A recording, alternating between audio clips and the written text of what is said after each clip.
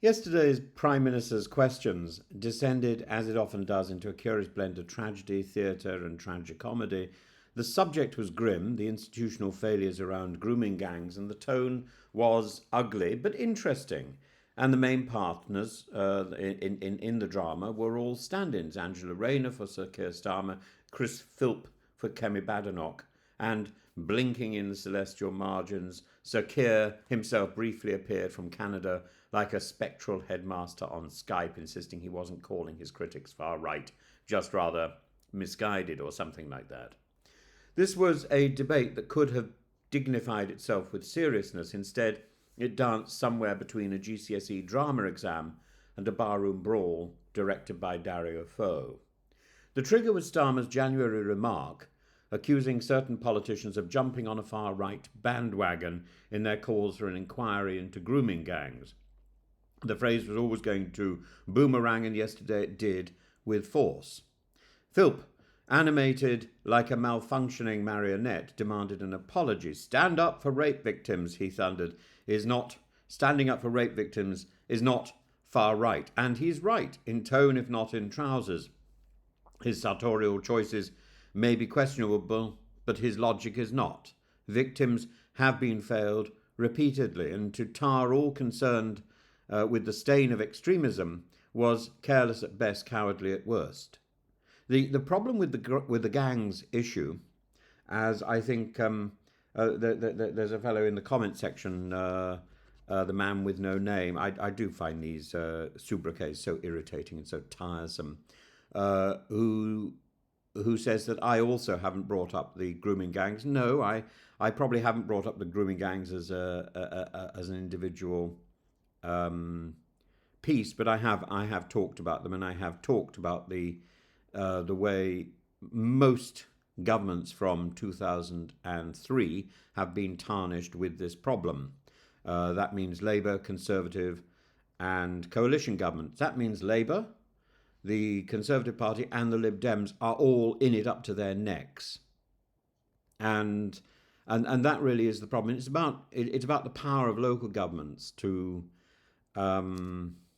wipe away responsibility, to duck responsibility. But Rayner wasn't having any of Philp's attacks. She channeled the ghost of John Prescott, all fire and fury, insisting that it was under Starmer's DPP tenure that the first prosecutions were launched, and that the real shame lies with Tory ministers who, quote, did absolutely nothing. Well, that's true. It was the parliamentary version of two people screaming across a collapsed bridge, both claiming they built it. Then came Philp's shopping list of demands: independent inquiry, statutory powers, immediate timetable, deportation, survivor involvement, and prosecution of those who covered it up. One could almost admire the vigour had it not come from a party whose own legacy on the issue is one of evasion and equivocation. Rayner responded with a mixture of exasperation and vague commitment. Yes, there will be a national inquiry. Yes, it will have teeth. Yes, Baroness Casey's report will be implemented. But how, when, and with what consequences for those responsible remains, as ever, airily unspecified. Meanwhile, the whole spectacle was underscored by a bizarre physicality. Philp was apparently attempting to audition for The Flash, his hands rearranging cups, papers, pens, and probably the internal furnishings of the dispatch box with a speed that risked opening a portal to another dimension. At one point he managed to sit on his own script. Poetic, given the moral slapstick on display, but he was so much better than Kemi Badenoch. So much better. Oh my goodness, couldn't he just deputise for her on a permanent basis? There was also an undertone of Westminster soap opera. Sam Tarry, late of Ilford South and eternally adjacent to Angela Rayner's personal life, made a curious cameo in the gallery, a romantic subplot without context, hovering over the melee like a Shakespearean ghost with a metro column. But returning with gravity to the core issue, girls, often working class, often ignored, were systematically abused, institutions failed them, police and councils looked the other way, concerns about being labelled racist led to criminal indecision. This is not a party political football, it's a national disgrace.